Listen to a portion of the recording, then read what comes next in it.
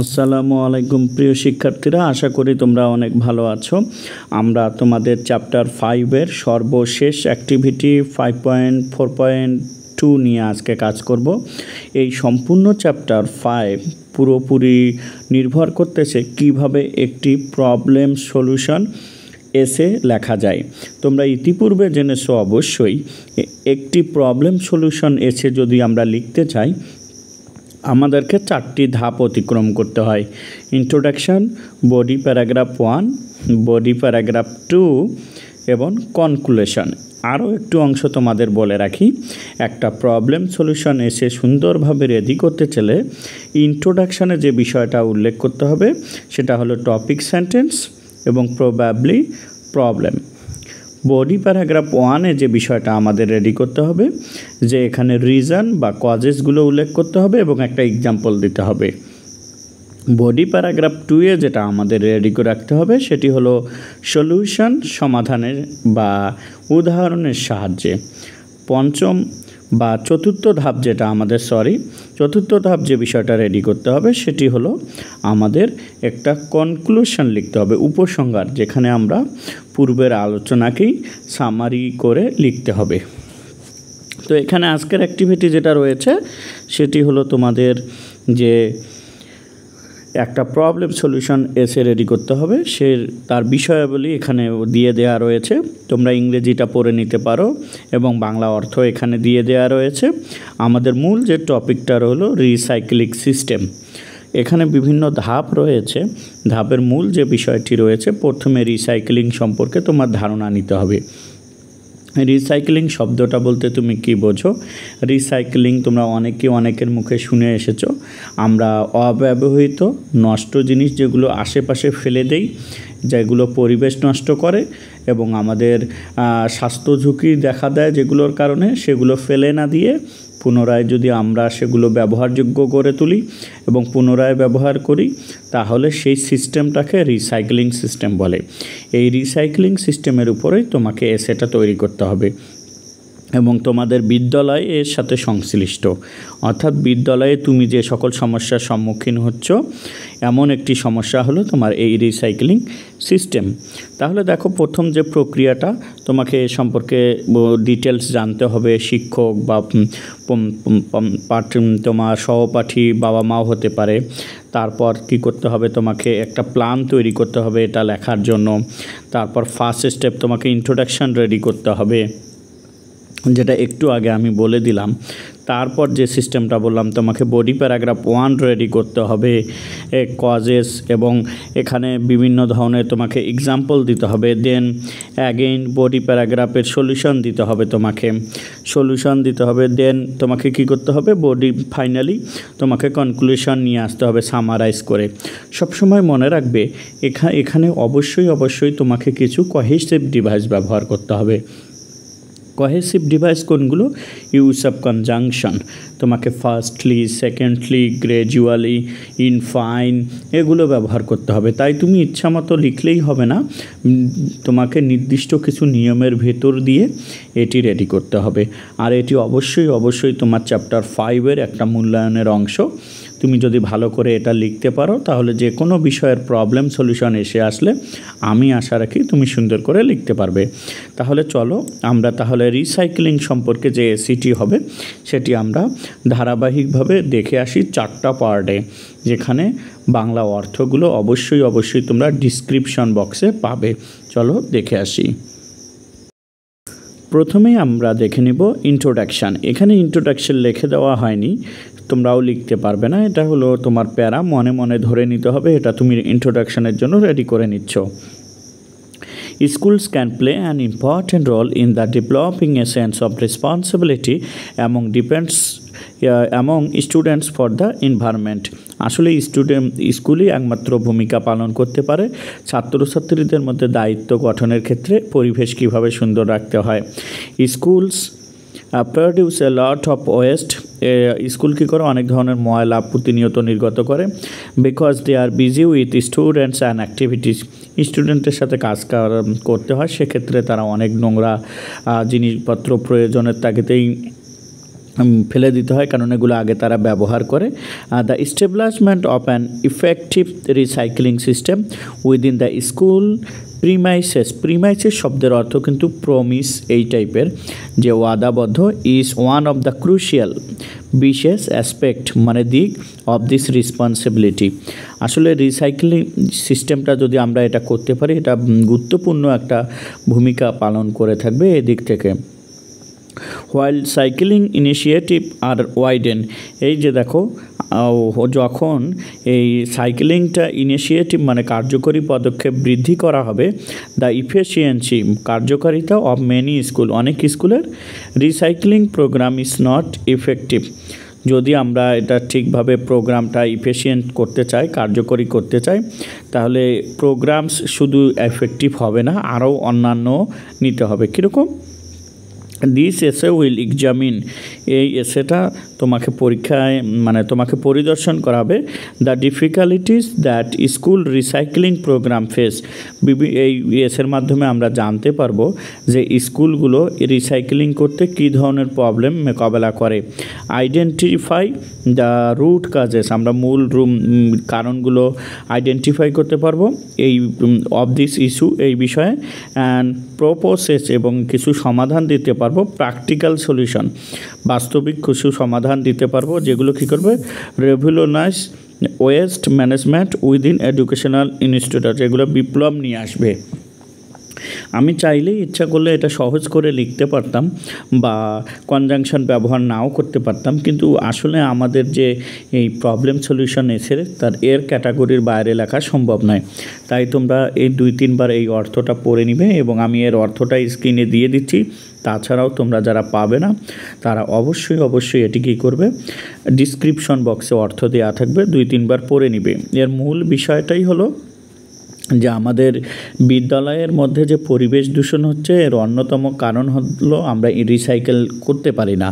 আর recycle করাই হলো বর্তমান প্রতিষ্ঠানের এক ধরনের challenge.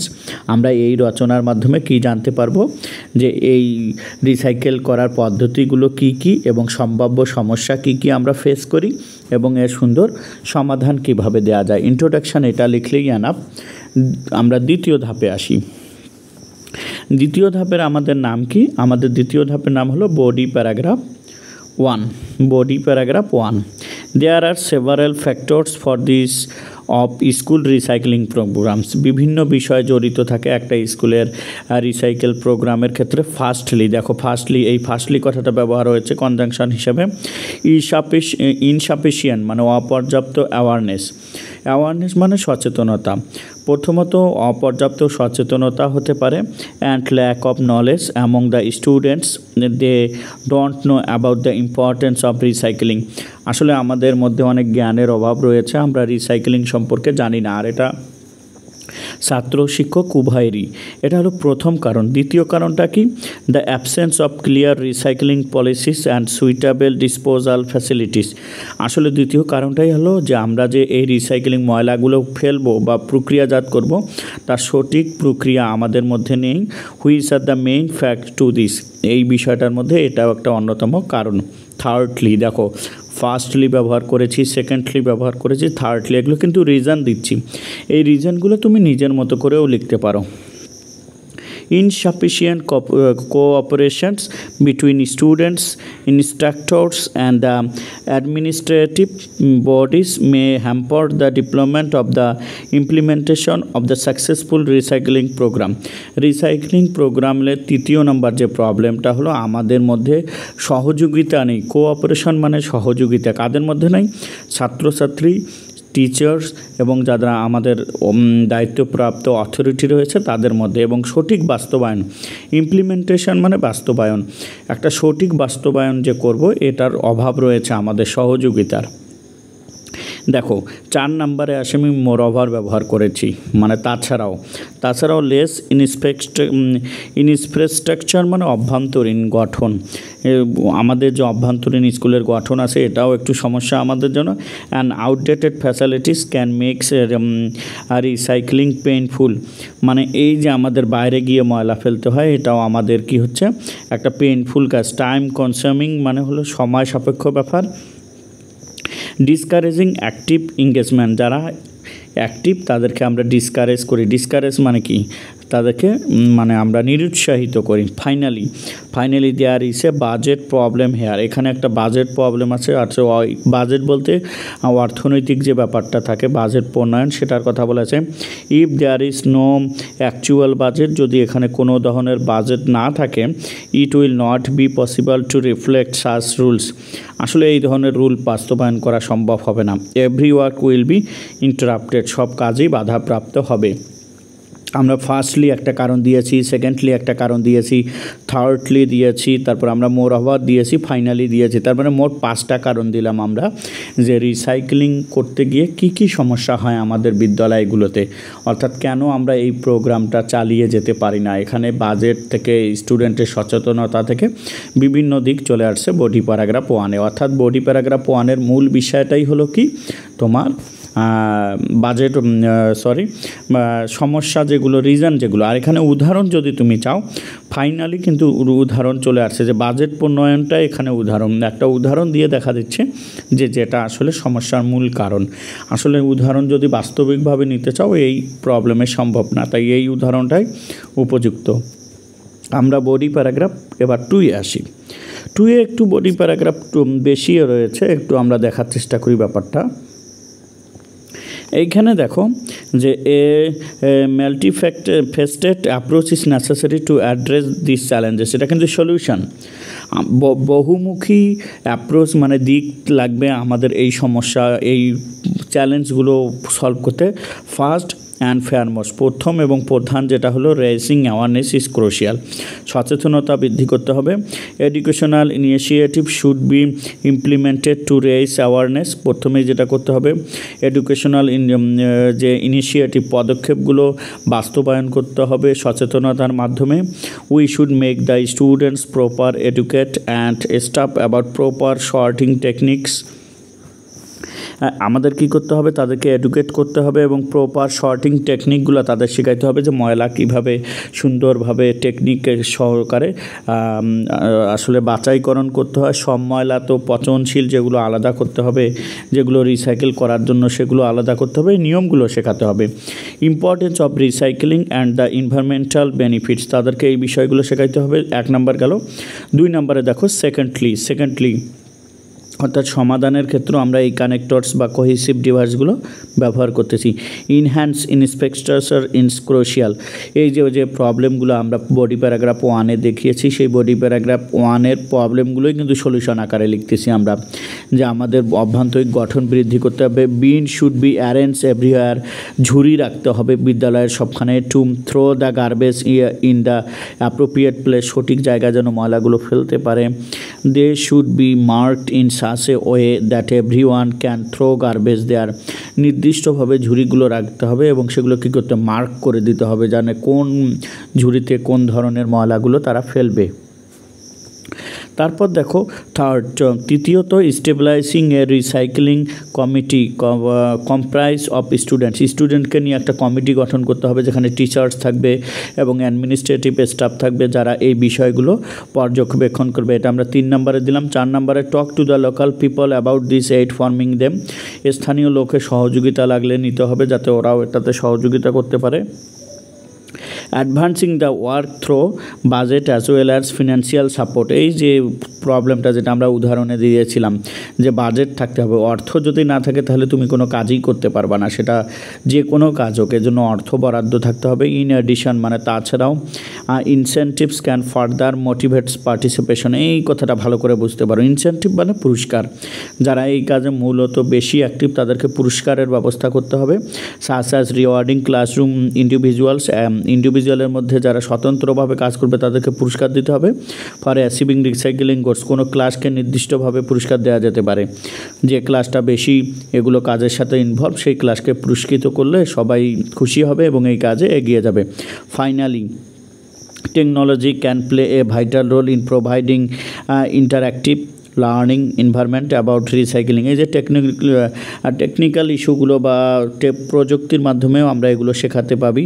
Tracking progress and offering personalize feedback, এবং প্রত্যেককে যারা কাজ করবে তাদেরকে যদি আমরা বলি যে তোমাদেরকে ফিডব্যাক দিতে হবে, তাহলে কাজটা আরও সুন্দর হবে। এই সমাধানগুলো দেখো, সমাধানগুলো দিয়ে দেওয়া রয়েছে। এটা হলো বডি প্যারাগ্রাফ 2। সমাধানগুলো বোঝার চেষ্টা করো এবং এটা নোট করে নাও। এর অর্থ তো অবশ্যই তোমরা ডিসক্রিপশন বক্সে পাচ্ছই, অর্থ দিয়ে মিলিয়ে নিবে। আবার আমরা এবার শেষটাতে আসি। কনক্লুশন মানে উপসংহার। তোমরা জানোই যে আমরা নতুন কোনো তথ্য এখানে দিব না, আমরা পূর্বের যে অর্থগুলো আছে সেই অর্থ যেগুলো লিখেছি তার সাম আপটা এখানে আমরা দিব। In conclusion, through a successful recycling work a beautiful environment is created in school. যদি আমরা এই কাজটা করি, এর মাধ্যমে একটা বিউটিফুল পরিবেশ তৈরি হবে, সুন্দর পরিবেশ তৈরি হবে আমাদের স্কুলে। অ্যালং উইথ, তাছাড়াও ক্রিয়েটিং এ বিউটিফুল এনভায়রনমেন্ট, একটা সুন্দর পরিবেশও তৈরি হবে। A beautiful relationship is created between student and teacher. ছাত্রছাত্রীদের মধ্যে এই কাজ, যারা যদি এই কাজটা সংঘবদ্ধ করে তাদের মধ্যে একটা সুন্দর সম্পর্কও তৈরি হবে। School can pave the way, মানে তৈরি করে দিবে for an improve recycling inspector by the identifying and the addressing the causes of the inefficiency, মানে এই প্রবলেমগুলো যে পর্যাপ্ততা সুযোগ সেগুলো তৈরি করবে। Such as lack of awareness, ওই সাম আপ করে দেওয়া আছে, তোমরা একটু পড়ে নিবে এটি, এবং এখানকার অর্থটাও আমি দিয়ে দিচ্ছি স্ক্রিনে, যাতে তোমরা সুন্দর করে কী করতে পারো, এর অর্থটা পড়ে এটা বুঝতে পারো। আসলে ইন্ট্রোডাকশান কনক্লুশনে নতুন কিছু দিয়ে দেওয়া নেই, ওই বডি প্যারাগ্রাফ 1 বডি প্যারাগ্রাফ 2 থেকেই সাম আপ করে দেওয়া রয়েছে। শেষে এসে আসলে একটা কথা বলতেই হয়, the commitment of the to improving recycling system, যে আমরা ওয়াদাবদ্ধ হব যে আমরা এই রিসাইক্লিং সিস্টেমটাকে কী করবো, only benefit the environment but also installs eco consciousness in the general system. এটা আসলে পালাক্রমে এক জেনারেশন থেকে আরেক জেনারেশনে এটি চলতেই থাকবে। মূল যে বিষয়টা হলো রিসাইক্লিং হলো ময়লা আবর্জনা এখানে সেখানে না ফেলে নতুনভাবে ব্যবহারের মাধ্যমে সেটা সুন্দর পরিবেশ সৃষ্টি করা। এর উপরেই আমাদের এই এসেটা লেখা, যেটি 4টি ভাগে বিভক্ত করেছি আমরা, এবং আজকে থেকে এখন থেকে আমরা যে এই এসে লিখব প্রবলেম সলিউশন, আমরা এই 4টা ধাপকে অতিক্রম করেই লিখব। তোমরা আগে প্রথমে খাতায় নোট করে নিবে, তারপর বাংলাটা সাথে মিলাবে, 2-4 বার পড়বে এবং নিজে লেখার চেষ্টা করবে। এখান থেকে যতটুকু হেল্প পেলে, তাছাড়াও তোমার নিজের জ্ঞানে যে বাক্যগুলো সহজ করে লেখা যায় সেগুলো লিখবে। আর অবশ্যই মনে করবে যে এখানে যে কোহেসিভ ডিভাইসগুলো রয়েছে সেগুলো কিন্তু তোমাকে ব্যবহার করতে হবে, এবং প্রতিটি পার্ট তৈরি করার ওদের যে শর্ত দেওয়া রয়েছে সেই শর্ত পূরণ করতে হবে। এজন্যই একটু কঠিন হয়েছে, কষ্ট করে পড়ে নিও, ইনশাআল্লাহ ভালো কিছু হবে। ভালো থেকো, আসসালামু আলাইকুম।